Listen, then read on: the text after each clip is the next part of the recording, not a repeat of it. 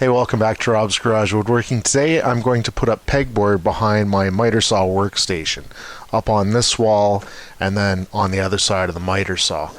And this is really simple stuff. It's I use the 1/4" pegboard, and if you turn it over here, there's white on the back, or it's like natural MDF color on the front.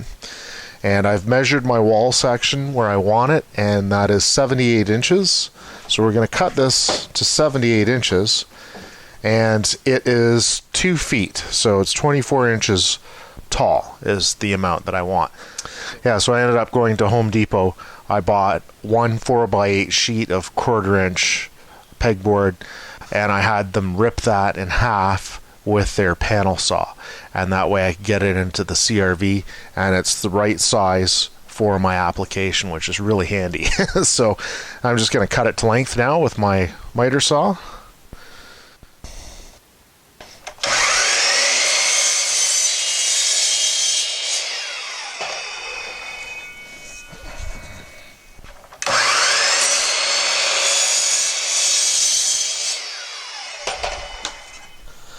So now we're going to use the spruce strapping, and this is 1.5 by 5/8 finished. 1 3/8 by 5/8 really. So anyway, and it's all finger jointed pine or spruce, right? So it's not like good quality wood by any means, but it's just going to space the pegboard off the wall so you can put your hooks in. But anyway, this is like super cheap, so it's good for this. Try to get the straight boards. These are all like finger jointed, right? So it's like all small pieces stuck together. So make sure you get some good straight pieces and use them right away, because they will warp very easily and quickly.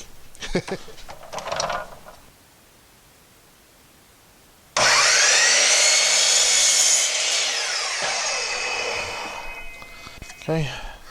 So now I'm going to use my countersink bit, and I'm going to countersink a couple of spots here under this frame here,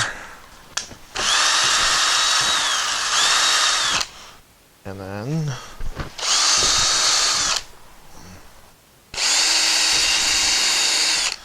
here. I'm just going to do 3 along here. So now I'm just going to use 8 by 3/4 Robertson wood screws here, and screw that right into this. So I'll put this up on top. Oops. Come on. So let's get that straightened out. So that's perfect. And I don't want the wood to split, so I'm going to countersink. I'm going to pre-drill the wood right where I ran my countersink bit, and this stuff will warp a little bit, so I'm going to do one at a time here. There. And this one. Oops.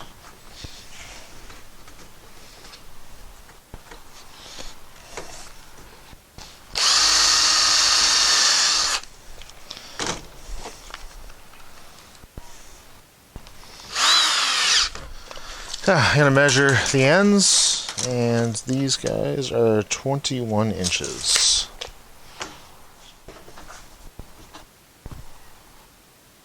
Make them nice and flush.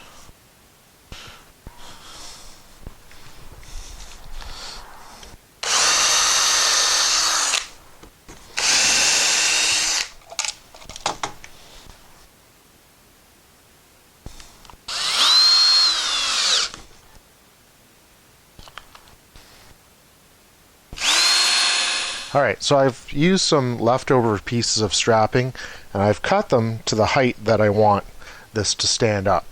So my workbench is relatively level, it's damn close to perfect. So I'm just going to set those on that, and I actually put a little bit of masking tape on them to hold them to the wall. I've got my drill handy. Alright, so I'm going to use 3-inch deck screws to go through everything. You've got the thickness of the material, your drywall, and then you have to have it anchored into your wall a fair bit. So grab your panel, you put your panel up, and you want to have it in the right position, right? So you're gonna have to lift it so we don't knock these over. Oh, that looks perfect there. Okay, so now let's screw in to where I know there's a stud right about there. So I'll screw and countersink that in.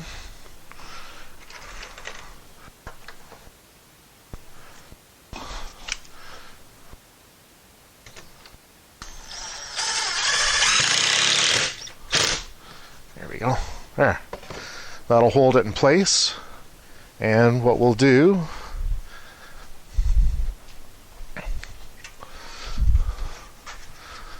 we'll check that it's level. Oh, it's really good. Okay. I'm just going to leave it just like that. So it's up on the wall. There's a little gap here because I have my electrical outlets underneath that I didn't want to build those in. And really anything that's going to hang is going to hang from here, not from down here anyway. On top of this is where I'm going to put my cabinets. They're going to fit in between this point, and I don't know if you can see that up there, but there's some 2x2s up here just to block off where some electrical is in a precarious position. So that's what I'm going to do next, is make those cabinets. I'll probably hang some of my stuff on the pegboard. Now, pegboard, traditionally, you use these metal pegs, and they just hook right in like this. And the problem is with the metal pegs is that when you grab your stuff, sometimes you grab whatever part that's on it, and you actually yank it right out of the pegboard. So these ones here, these are called Talon pegs, and they come in a variety of things. You can get them different ways. You can get these from Lee Valley Tools, so leevalleytools.com. There's a few other places that have them.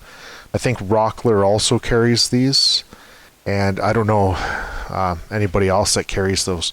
I always get mine from Lee Valley.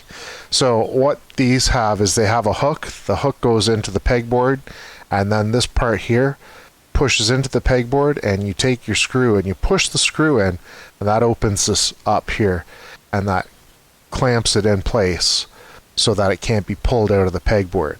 So these are really, really handy, okay? These are the greatest things. So I swear by these Talon pegs. These are Talon. Now, another thing that you can do is you can make these custom shelves, and Shop Notes magazine had a bunch of different things, and this is what I made from Shop Notes magazine. And these are screws that they're L-bend screws, square bend screw hooks. All right, you can get these at Home Depot. Square bend screw hooks. Now this is 1.5 inch. Now these are a little small, so I'm not sure what size these are, but they're like at least the next size up. And this one in particular is for wrenches. So I'll show you that. Let's come on over here. So I made this for an old wrench set. So you take this, and you see you have to chamfer around the back here because it goes in and then clips in place, and you actually sink this in. You keep screwing it in until it's like perfectly locked up against your pegboard. So if it's in too far, then you can't get this to set back. If it's not in far enough, then it's loose. Okay. Well, once it's in the right position, you've got to make sure that you line these up. So you line them up first, you put it in, and you see how that sits there? And it locks in place, and then it really doesn't move, like it's super tight.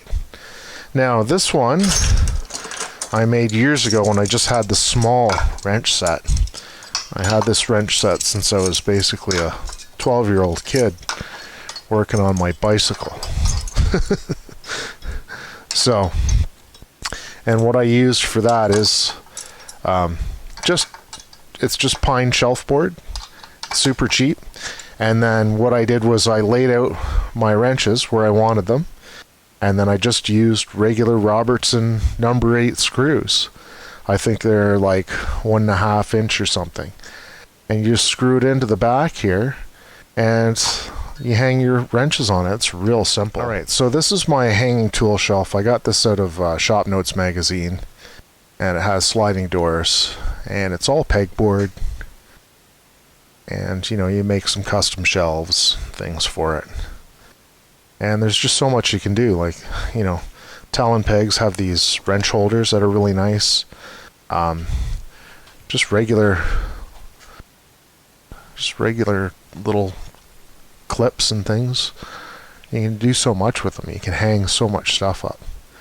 Oil filter wrenches, and oh, you can tell when somebody else is in my shop because they don't know how to put things in properly.